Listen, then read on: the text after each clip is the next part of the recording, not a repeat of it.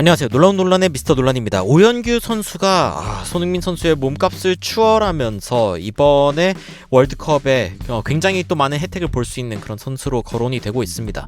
그 외에도 다양한 한국 선수들이 또 다른 리그로 그리고 빅팀으로 진출한다 혹은 이적한다라는 이야기가 나오고 있지만 오현규 선수의 소식은 특히 더 주목을 받는 이유가 있는데 어떤 이야기들이 나오고 있는지 바로 들어가 보시죠. 월드컵은 항상 신인들의 그리고 새로운 선수들이 좀 주목을 받는 그런 스테이지라고 이야기할 수 있는데 홍명보호에서는 이한범 선수가 리버풀을 포함한 프리미어리그 5개 팀에 관심이 폭발하고 있다라는 이야기가 나오고 있습니다. 굉장히 설레는 소식이죠. 그리고 예전부터 나와왔던 이강인 선수가 아틀레티코에 가려고 하는 이야기가 나오고 있는데 그리즈만이 떠난 아틀레티코 그 스타의 빈자리를 이강인 선수가 채울 수 있다라는 이야기는 언제나 또 축구 팬들의 마음을 설레게 하죠. 아무래도 파리 생제르맹에서 후보로 있는 것보다는 자신이 좀 더 주인공이 될 수 있는 곳에서 뛰었으면 하는 게 또 한국 팬들의 바람이기도 하니까요. 하지만 수비수의 이적설 그리고 미드필더의 이적설보다 더더욱 이 축구를 사랑하는 팬들의 마음을 뜨겁게 하는 것은 아마 공격수의 이적 소식이 아닐까라는 생각을 해봅니다.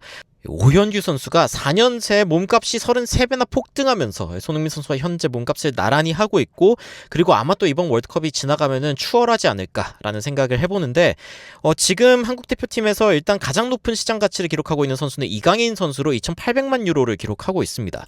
그리고 김민재 선수가 2,000만 유로이고요. 그리고 손흥민 선수와 오현규 선수가 지금 현재 1,500만 유로로 동률을 이루고 있습니다. 지금 커리어가 시작 단계인 오현규 선수 같은 경우에는 앞으로 더 높아질 수 있는 가능성이 있고 이 밖에 황인범 선수가 700만 유로, 황희찬 선수도 600만 유로, 설영우 선수도 650만 유로 수준으로 평가받고 있는데 황인범 선수도 이번 월드컵을 기점으로 조금 더 가치가 상승하지 않을까라는 생각을 해봅니다. 4년 전에 이 오현규 선수는 등번호가 없던 예비 선수였는데 근데 이번에 굉장히 가파른 성장세를 보이면서 한국 대표팀이 굉장히 기대하고 있는 선수 중에 하나가 되었습니다. 그쵸. 2022년에는 등번호가 없는 예비 선수였는데 2026년 데뷔전을 하면서 바로 역전골을 만들어내는 영웅이 되는 그런 상황이 발생했죠. 그래서 실제로 오현규 선수의 부모님이 하고 계신 추어탕집 최근에 이제 그 월드컵 응원 때문에 응원 안 하고 계십니다만 그래도 수많은 팬들이 달려가가지고 물론 이제 네이버에 달려가서 좋아요랑 별점 5개를 이렇게 퍼붓는 그런 모습을 보여주기도 했습니다. 상상으로 미리 먹었는데 너무 맛있다. 아드님을 자랑스러운 국가대표 축구선수로 키워주셔서 감사합니다. 이런 댓글들이 이제 넘쳐나고 있는 것이죠. 남양주시에 있다고 하니까 한번 가볼 만한 것 같아요. 평내동 588-7. 일단은 장기 휴무이기 때문에 월드컵 기간 동안은 보지 못한다는 점. 그래도 많은 팬들이 굉장히 즐거워하는 이유 중에 하나는 이 오현규 선수가 정말 눈물나게 노력을 통해서 그리고 어떻게 보면 서사 하나만큼은 정말 최고의 모습을 보여주고 있는 선수가 바로 오현규 선수이고 그만큼 많은 팬들이 지금 응원하고 있기 때문입니다. 사실 이번 경기에도 못 나올 뻔했거든요. 화장실도 못 갈 수 있는 그런 상황 그러니까 뭔가 설사하고 고열 때문에 굉장히 괴로워하던 오현규 선수가 극적으로 회복해가지고 심지어 출전해서 결승골까지 넣었는데 이 부분에 대해서는 또 대한민국 주치의가 구체적인 치료법은 우리의 비밀 무기라고 이야기를 하면서 또 센스 있게 공개하지 않았습니다. 그리고 고지대에서 이런 문제가 있을 거라고 충분히 예상을 했고 대비책을 준비를 한 것인데 진짜 이 해열제에다가 수분 보충을 해준 덕분에 올라왔던 열이 떨어져서 좋은 경기력이 나왔다 이렇게 이야기를 했습니다만 여하튼 대한민국 대표팀도 잘 준비를 해가지고 오현규 선수라는 좋은 선수를 또 제대로 활용할 수 있었습니다. 오현규 선수 같은 경우에는 지금 수많은 팬들이 땅을 치게 만들게 하는 특히 셀틱도 그렇고 그리고 독일에서도 그렇고요. 오현규 선수를 왜 제대로 알아보지 못했냐라고 이야기가 나오면서 이 메디컬 테스트 탈락을 한 사례도 있었죠. 이 모든 서름을 날려버린 아주 통쾌한 한 방이었다라는 이야기가 나오고 있는데 사실은 이제 오현규 선수가 슈투트가르트로 갈 수 있었던 가능성이 있었는데 근데 이제 구체적인 이적 조건에 뭔가 좀 문제가 생겨서 거래가 최종적으로 무산됐다. 알고 보니까 키커지에서는 지금 오현규 선수가 십자인대 파열이 있었던 2017년에 문제를 거론하면서 메디컬 테스트에서 괜히 이제 좀 딴지를 걸었다가 결국에는 오현규 선수가 못 가게 되는 그런 상황이 있었죠. 그런데 지금은 튀르키예 무대에서 엄청나게 좋은 기량을 보여주고 있고 심지어 월드컵 데뷔전에서 결승골까지 장렬해버린 이 상황.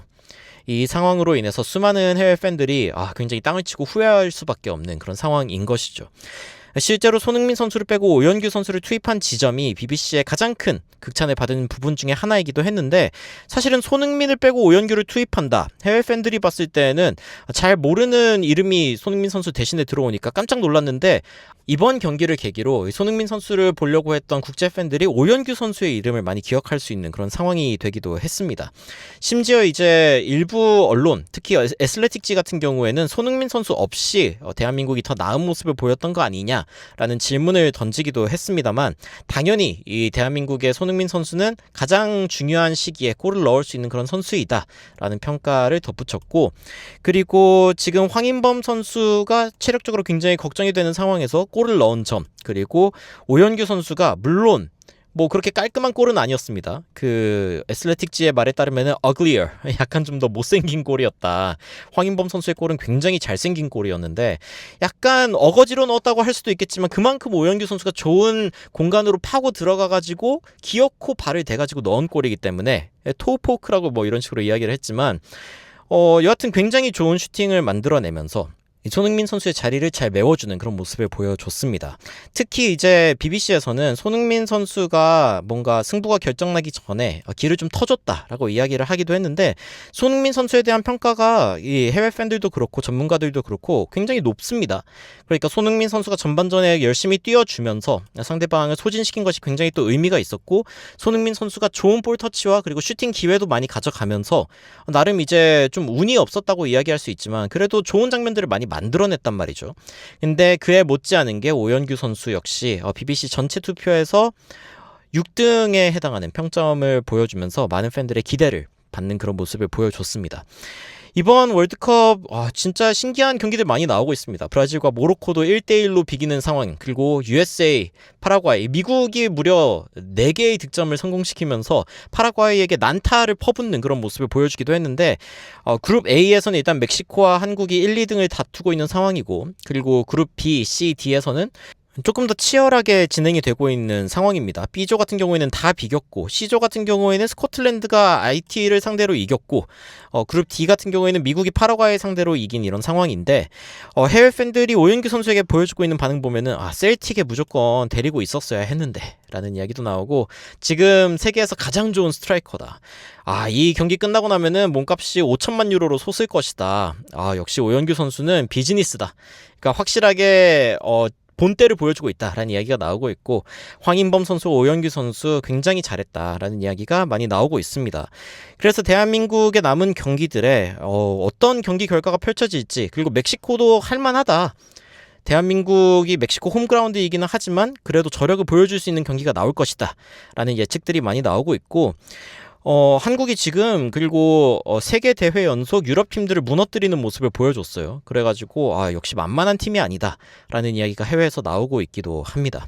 재밌는 것은 상황이 이렇다 보니까 대한민국은 32강에 진출할 가능성이 굉장히 높다.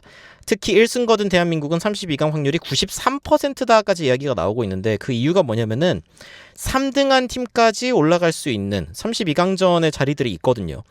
그러니까 3등한 팀들 중에 1승도 못 거두고 있는 팀들이 있다라고 하면은 대한민국은 32강에 올라갈 가능성이 굉장히 높아지는 것이죠. 그래서 지금 비기고 있는 팀들도 꽤 많이 나오고 있는 상황이기 때문에 대한민국이 설령 남은 경기를 다 지더라도 올라갈 수 있는 가능성이 있다라고 이야기가 나오고 있습니다만, 그래도 이 토너먼트라고 하는 게 이 한 경기 한 경기를 통해서 팀워크를 만들어 나가고 빌드업 해나가는 과정이 굉장히 중요하거든요.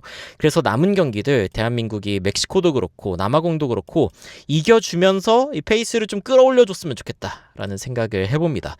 그리고 그 과정 가운데 이한범 선수도 그렇고 이강인 선수도 그렇고 혹은 오연규 선수처럼 굉장히 재능 있는 선수들이 많은 팀들의 주목을 받고, 특히 저는 이번 시즌, 만약에 돌아오는 시즌에 EPL에 한국 선수가 없으면 너무 속상할 것 같은데, 오연규 선수가 만약에 프리미어리그를 갈 수 있으면은 얼마나 좋을까라는 생각을 좀 해봅니다. 실제로 지금 대한민국 대표팀에 좋은 활약을 보여줬던 선수들에게 PL에서 연락이 오고 있다라는 이야기도 나오고 있으니까요. 여러분들은 최근에 대한민국 대표팀이 체코를 이기고 그리고 나오고 있는 여러 가지 소식들을 보면서 어떤 생각 드시는지 굉장히 궁금한데요. 댓글로 의견 남겨주시면 또 관련된 소식 여러분들께 전달해 드리도록 하겠습니다. 이상 놀라운 논란 미스터 논란이었습니다. 시청해주셔서 감사합니다.